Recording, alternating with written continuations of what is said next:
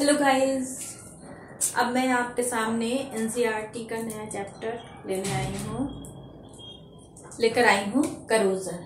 तो करोजन होता क्या है कि करोजन मीन्स होता है कि अगर किसी भी मेटल की इकोनॉमिक वैल्यू क्या हो जाती है, अगर डिक्रीज हो रही है तो इसके मतलब वो करोड हो रही है, यानी कि उसके अंदर करोजन हो गया है।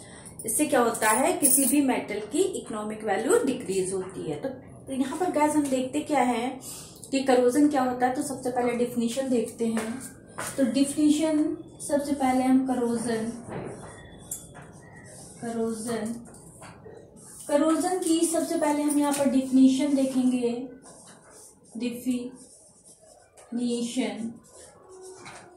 डिफिनीशन क्या है करोजन की? एक्चुअली करोजन की डिफिनीशन होती क्या है? तो गाइस अब यहाँ पर देखते हैं कि यहाँ पर सबसे पहले ग्रेजुअल, पहली डिफिनीशन अगर हम देखें,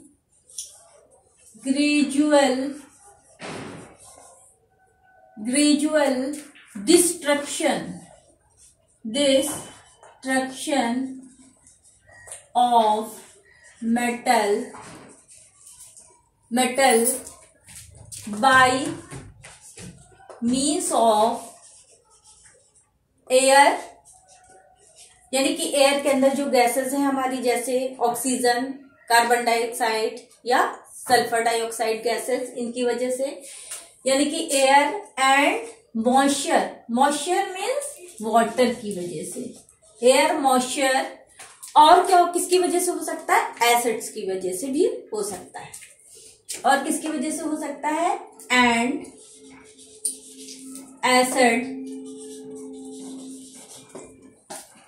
gradual destruction of metal by means of air, moisture and acid. Air में आपकी oxygen, carbon dioxide and sulphur dioxide और सल्फर ट्राइऑक्साइड आपकी हो सकती है, गैसेस हो सकती है, इनकी वजह से हो सकता है। एयर में जो मॉइस्चर होता है यानी कि वाटर की वजह से, यानी कि ये करोजन होता है। एसिड, कोई भी एसिड हो जैसे, जिसकी वजह से अगर मेटल उसके कांटेक्ट में आती है तो हमारा करोजन होता है। दूसरी डिफिनीशन हम ये दे सकते हैं, स्लोली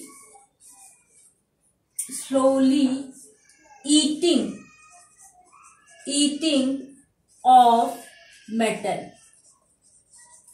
is known as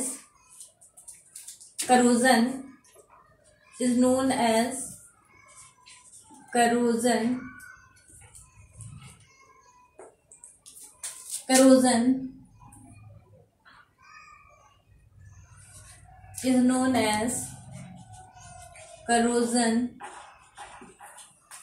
तो ये हमारा क्या होता है, स्लोली ईटिंग ऑफ करोजन, यानी मेटल धीरे धीरे हमारा क्या हो जाता है, डिस्ट्रॉय होना शुरू हो जाता है, डिसइंटीग्रेट होना शुरू हो जाता है, इज नोन एज करोजन। तो ये जो करोजन हमारा है is known as corrosion by means of यही चीज, यानी कि air, moisture and acid, by means of air, moisture and acid. तो ये क्या होता है, करोजन होता है। अब यहाँ पर हमारा करोजन होता है दो तरह का, मेनली होता है, बहुत तरह का करोजन होता है, लेकिन हम यहाँ पर दो तरह का बताएंगे। एक होता है ड्राई करोजन और एक होता है वेट करोजन। तो यहाँ पर हम वेट करोजन जो है, ड्राई करोजन जैसे जब हमारा मेटल जो है डायरेक्ट एयर के कांटेक्ट में आता है और मेटल क्या हो जाता है, करोड हो जाता है डायरेक्ट एयर के कांटेक्ट में। जैसे हमारी कोई फैक्ट्रीज वगैरह हैं, जो फैक्ट्रीज हैं और उनसे जो धुआं निकल रहा है, तो उसकी जो पाइपलाइन होती है फैक्ट्रीज में, उनके ऊपर क्या हो जाता है, वो गैसेस होती हैं, वो रिएक्शन करके और करोड करती है मेटल को। तो ये हमारा करोजन क्या कहलाता है, डायरेक्ट करोजन कहलाता है, यानी कि इसको डायरेक्ट करोजन भी कहते हैं और वेट करोजन भी कहते हैं। और उसके बाद में दूसरा करोजन होता है जिसमें हमारा वाटर और एयर के जो कांटेक्ट में हमारा जो है आता है जब मेटल, तो हमारा क्या हो जाता है, वो मेटल हमारा करोड होता है, धीरे धीरे हमारा उसका डिस्ट्रक्शन होना शुरू हो जाता है और वो उसमें करोजन शुरू हो जाता है, तो ये हमारा वेट करोजन कहलाता है। यानी कि हमारी देखा जाए तो हमारा करोजन कितनी तरह का होता है। यहाँ पर हम दो तरह का करोजन हम देखेंगे। एक हम दो तरह का करोजन हम यहाँ पर देखेंगे। एक होगा ड्राई करोजन,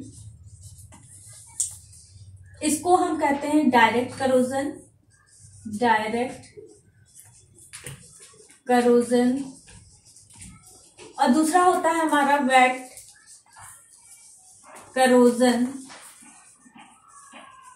वेट करोजन हमारे किसकी प्रेजेंस में होता है, यदि गैसेस और वाटर दोनों की प्रेजेंस होना चाहिए, ये वेट करोजन। इसको इलेक्ट्रोकेमिकल करोजन भी कहते हैं, इलेक्ट्रोकेमिकल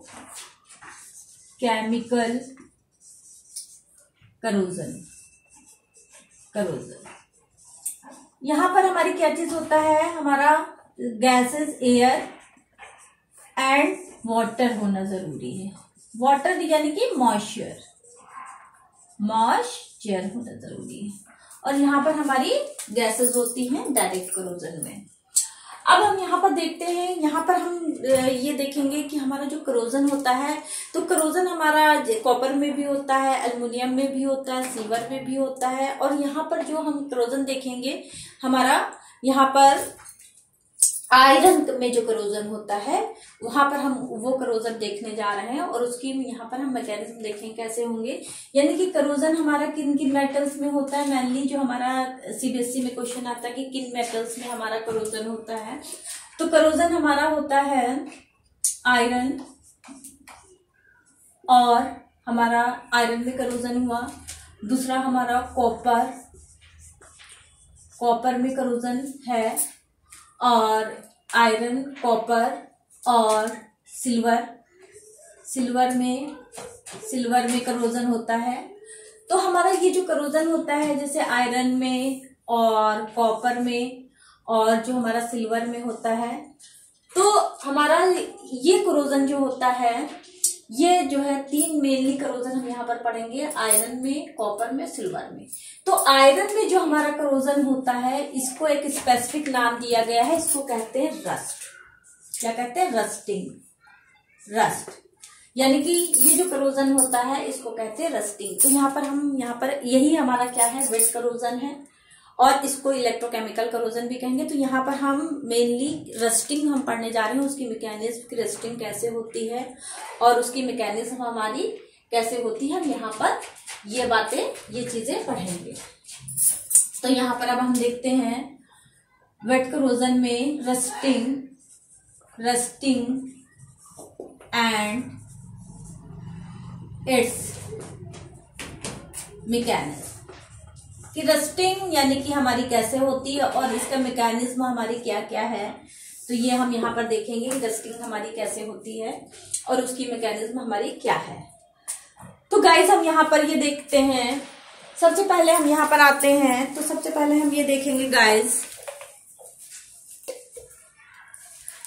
हम यहाँ पर देखेंगे कि हमारा जो रस्टिंग होती है, सबसे पहले मान लीजिए कि हमारा यहाँ पर हमारा ये आयरन का एक मेटल है, ये आयरन हमारा मेटल है, ये आयरन की मेटल है हमारी। और जैसे आयरन की रॉड है, आयरन की रॉड पर जब हमारी पानी पड़ता है तो क्या होता है, आयरन की रॉड पानी के कांटेक्ट में आ गई, यानी हमारी यहाँ पर ये क्या हो गया, हमारी यहाँ पर ये वाटर है, ये क्या है, पानी की हमारी बूंद है, पानी की हमारी क्या है, ये हमारा पानी की बूंद पड़ी यहाँ पर। और यहाँ पर हमारा क्या हुआ कि अब ये हमारी क्या है, ये आयरन रॉड है, ये Fe रॉड, आयरन रॉड। अब यहाँ पर क्या होगा, ये हमारा क्या है, ये आयरन की मेटल्स की हमारी बना हुआ है, यानी Fe की बनी हुई है, और ये हमारी वाटर की ड्रॉप है, वाटर ड्रॉप।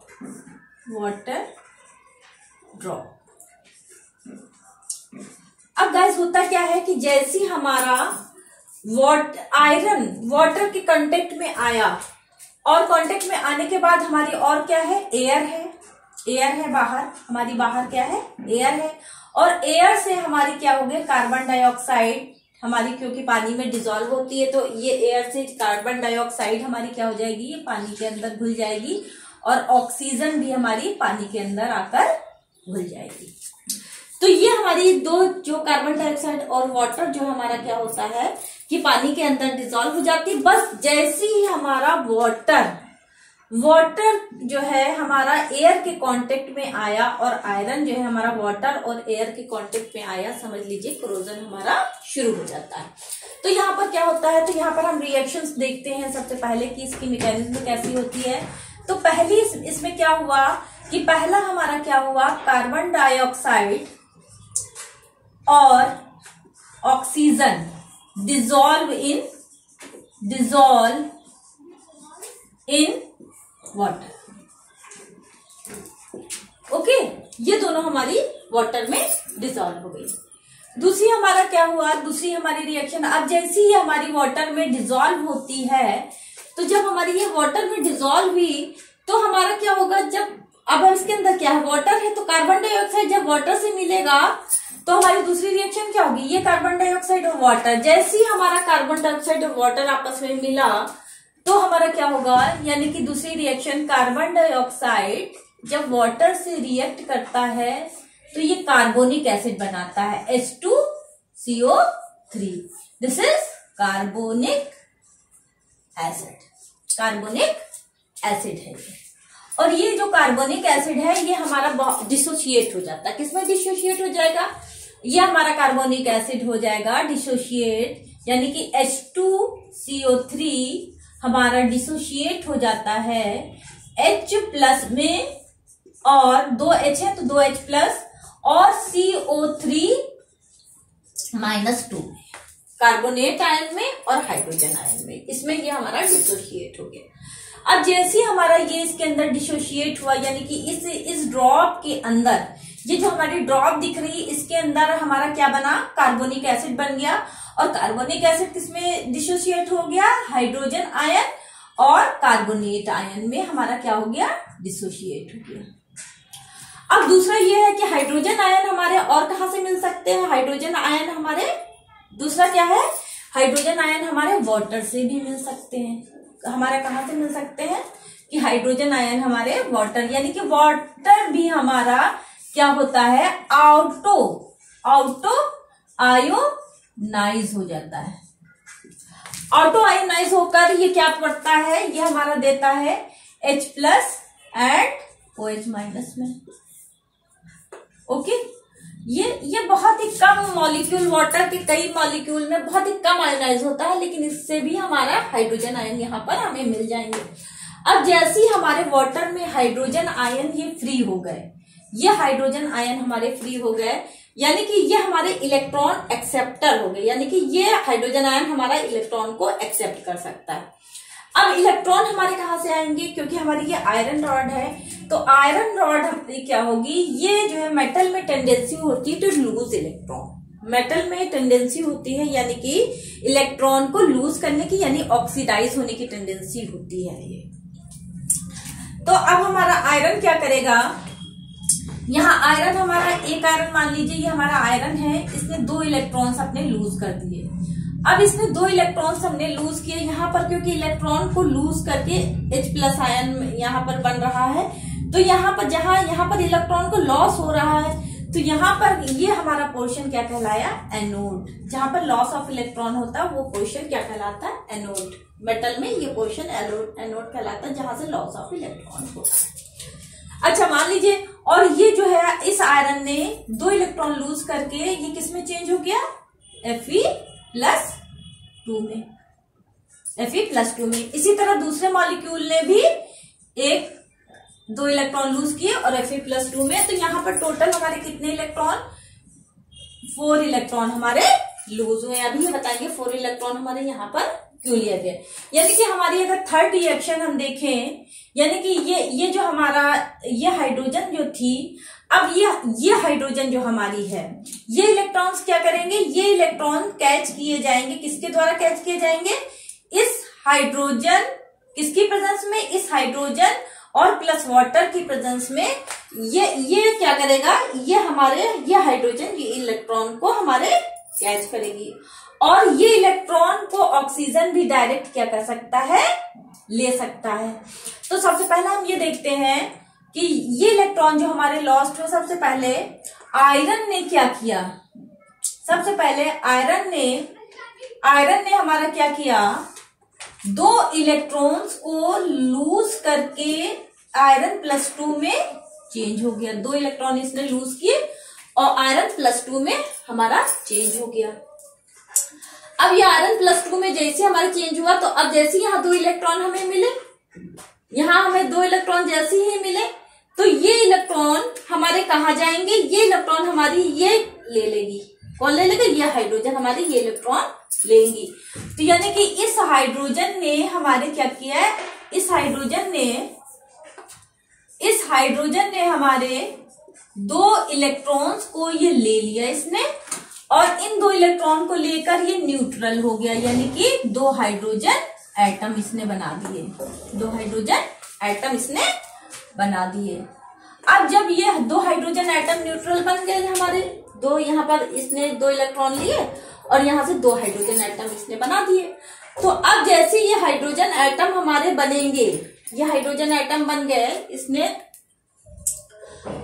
तो अब इसने जब 2 हाइड्रोजन एटम बनाए, तो अब क्या होगा, ये जो है, ये हाइड्रोजन जो है हमारी ऑक्सीजन से, ये हाइड्रोजन हमारी किससे रिएक्ट करेगी, ऑक्सीजन से रिएक्ट करेगी ये हाइड्रोजन, और क्या बनाएगी, वाटर।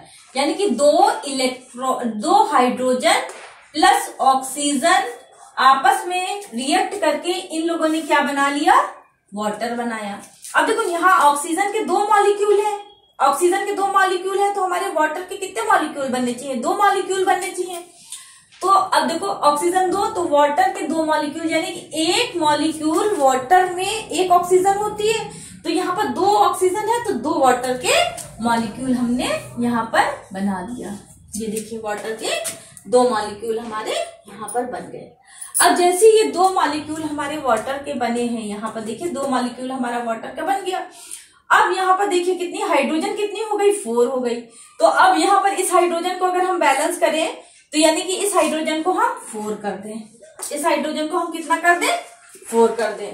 अब इस हाइड्रोजन को अगर हमें यहाँ पर हाइड्रोजन 4 है, तो ये हाइड्रोजन भी हमारी कितनी होनी चाहिए, यहाँ पर 4 हो जाए, तभी हमें हर बार कितनी हाइड्रोजन हमें मिलेगी, 4 मिलेगी। यानी कि इस पूरी रिएक्शन को हमें कितने से मल्टीप्लाई करना पड़ेगा, 2 से। यानी कि अगर हम 2 से इस रिएक्शन को मल्टीप्लाई करें, यहाँ पर 4H प्लस 4 इलेक्ट्रॉन एंड ये कितने हो जाएंगे, 4H। अब हमें यहाँ डायरेक्ट 4H मिल जाएंगे। ये तो हमारा बैलेंस करके ये रिएक्शन आ गई है। अब क्या हम करते हैं कि अब देखो यहाँ पर हमारे जब 4 इलेक्ट्रॉन हो गए, तो यहाँ पर हमें कितने इलेक्ट्रॉन मिल रहे हैं, तो यहाँ पर 2 मिल रहे हैं। यानी कि इस रिएक्शन को भी हम 2 से मल्टीप्लाई कर दें, तो हमें यहाँ 4 इलेक्ट्रॉन भी मिलेंगे। तो हमने इस रिएक्शन को भी 2 से मल्टीप्लाई कर दिया, यानी कि 2Fe गिव्स 2Fe प्लस 2। अब यहाँ पर 2 2 जा 4 इलेक्ट्रॉन हो गए। तो हर बार हमारे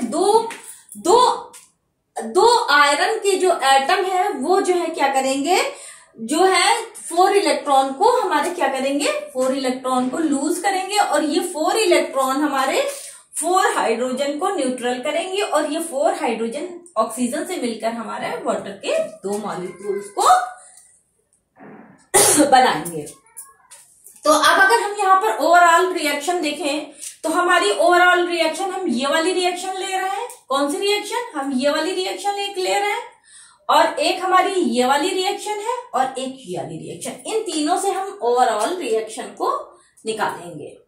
तो इन तीनों से अगर हमारी ओवरऑल रिएक्शन हमारी मिली, तो देखिए हमारी ओवरऑल रिएक्शन हमारी क्या मिलती है कि देखिए 4H, ये 4H था, ये 4H कैंसिल हो गए, ये 4H और 4H तो हमारे कैंसिल हो गए।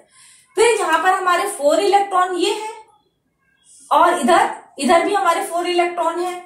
यानी कि इक्वेशन 1 और इक्वेशन 2 और इक्वेशन 3 से हम ओवरऑल रिएक्शन निकालेंगे।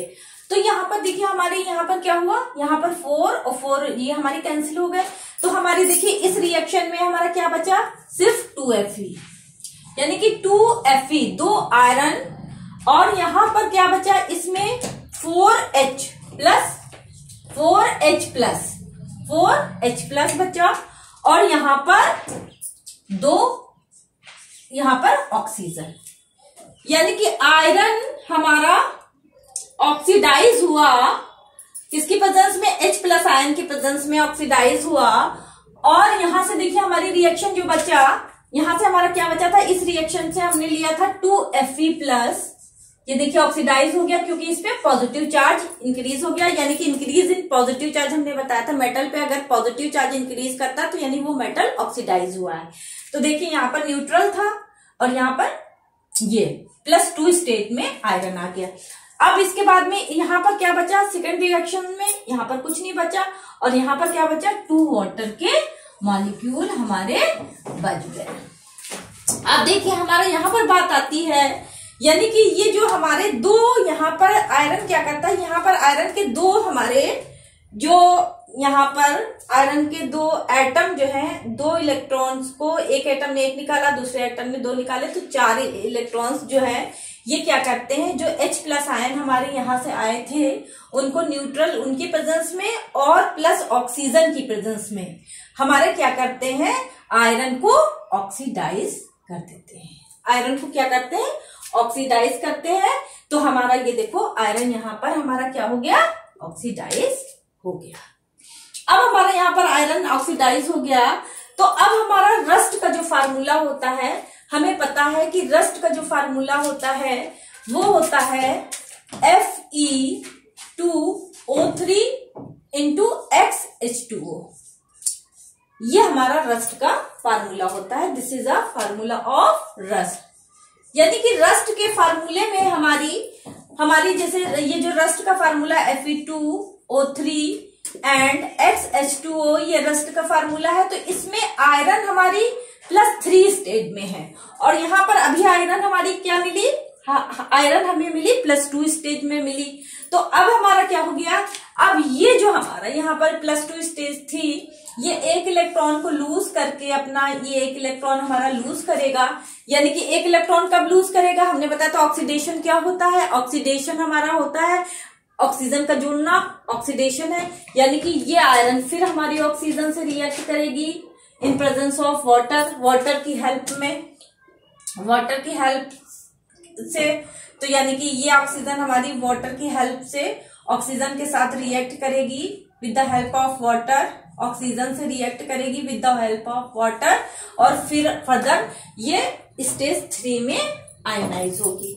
तो देखिए यानी कि Fe+2 इसके 2 मॉलिक्यूल, Fe+2 के 2 मॉलिक्यूल फिर इन्होंने किसकी प्रेजेंस में, ऑक्सीजन और वाटर की प्रेजेंस में, क्योंकि इसका फर्दर ऑक्सीडेशन हुआ, 1 इलेक्ट्रॉन लूज करके इसका फर्दर ऑक्सीडेशन किसकी, वाटर ने हेल्प की इसके ऑक्सीडेशन में, और ऑक्सीजन का जुड़ना ही क्या कहलाता है, ऑक्सीडेशन कहलाता है। तो अब इसका फर्दर ऑक्सीडेशन हो रहा है, यानी कि ये Fe+2 ने फिर से जो है ऑक्सीडाइज किया अपने आप को, तो ये क्या बना, Fe2O3 बना, ये फेरिक ऑक्साइड है, यहाँ पर फेरिक ऑक्साइड बना। अब इसको यहाँ पर बैलेंस करें, और प्लस हमारे कितने बने, यहाँ पर +4H प्लस है, 4 प्लस चार्ज है, यानी कि प्लस चार्ज को भी बैलेंस करना है,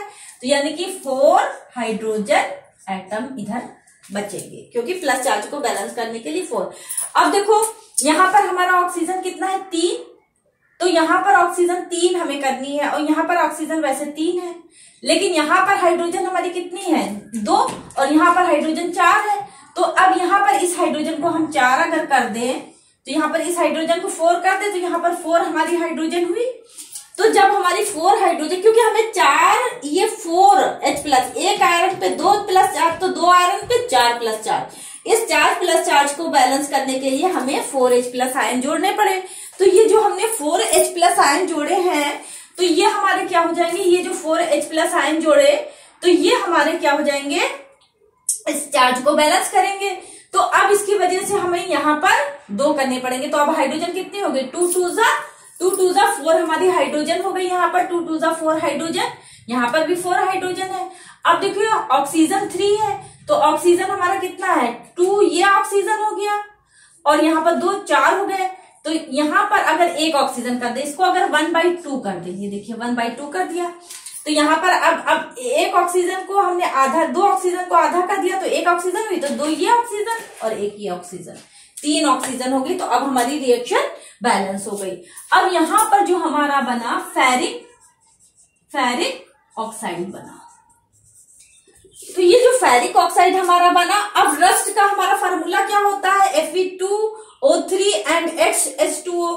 तो अब ये जो फेरिक ऑक्साइड बना, ये फर्दर फिर क्या करेगा, X मॉलिक्यूल ऑफ वाटर से, ये क्या करेगा, X मॉलिक्यूल ऑफ वाटर से रिएक्ट करेगा और क्या बना लेगा, रस्ट बना लेगा। Fe2O3 इंटू हाइड्रेटेड H2O, ये कहलाता है रस्ट। और ये रेडिश ब्राउन इन कलर होता है। ये क्या होता है, reddish brown in colour, reddish brown in colour होता है। तो ये हमारी यहाँ पर रस्ट क्या हमारा कैसे रिएक्शन होती है, कैसे क्या होता है, ये हमारा यहाँ पर रस्टिंग ऑफ आयरन थी। तो गाइस हम ये देखते हैं कि रस्टिंग ऑफ आयरन में होता क्या है कि धीरे धीरे जब आयरन में रस्ट लगने लगता है, तो ये जो हमारा रस्ट यहाँ पर बना है, ये क्या होता है, ये हमारा नॉन स्टिकी होता है, नॉन स्टिकी होता है। तो जिससे क्या होता है कि जैसे हमारी ये आयरन रॉड है, तो ये नॉन स्टिकी होता है हमारा।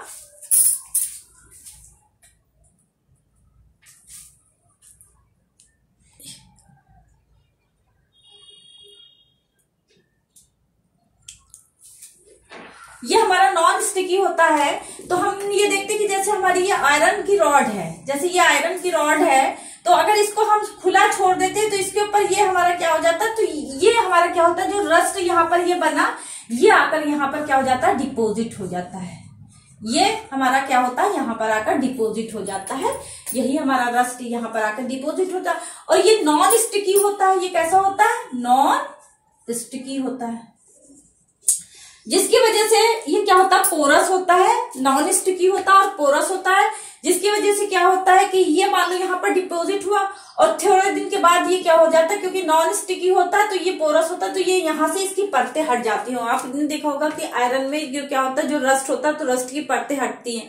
तो जैसी रस्ट की परतें, जैसे मान लीजिए यहाँ पर ये हमारा आयरन रॉड है, तो यहाँ पर अभी रस्ट लगा है, तो थोड़े दिन बाद ये रस्ट यहाँ से, ये नॉन स्टिकी है और पोरस है, तो ये थोड़े दिन बाद यहाँ से हट जाएगा। तो अंदर की जो रॉड होगी वो क्या होगी, एक्सपोज हो जाएगी, फिर एक्सपोज होगी। तो अब जो अंदर की हमारा मेटल है फिर उस पर रेस्टिंग होगी, तो धीरे धीरे फिर रेस्टिंग होने के बाद फिर वो हटेगी। तो इस तरह से पूरा अंदर तक के मेटल हमारा क्या हो जाएगा, पतला होता जाएगा और फिर अंत में वो हमारी रॉड क्या हो जाएगी, खत्म हो जाएगी। तो इसलिए हमारा क्या होता है कि ये जो है हमारा जो इस पे जो रस्ट लगता है आयरन पे, वो नॉन प्रोटेक्टिव होता है, नॉन प्रोटेक्टिव होता है, पोरस होता है। तो जिसकी वजह से हमारा आयरन के जैसे ब्रिज होते तो बहुत पुराने होते हैं, वो गिर जाते हैं, टूट जाते हैं, तो इस वजह से होता है। लेकिन जैसे कॉपर के केस में क्या होता है कि जैसे हमारा कॉपर है, तो कॉपर के केस में हमारा क्या होता है, जैसे ये कॉपर रॉड है, ठीक है, तो कॉपर जो है, जब हमारा कॉपर हमारी कार्बन डाइऑक्साइड से जब रिएक्ट करता है, कार्बन डाइऑक्साइड से रिएक्ट करके हमारा कॉपर कार्बोनेट बनाता है, तो हमारा यहाँ पर जो ऊपर कॉपर कार्बोनेट का हमारा जो वो बनता है, तो वो हमारा जो क्या होता है, आयरन पे क्या होता है, जैसे ये हमारा कॉपर है, तो ये कॉपर की जो रॉड है, तो ये क्या होता है,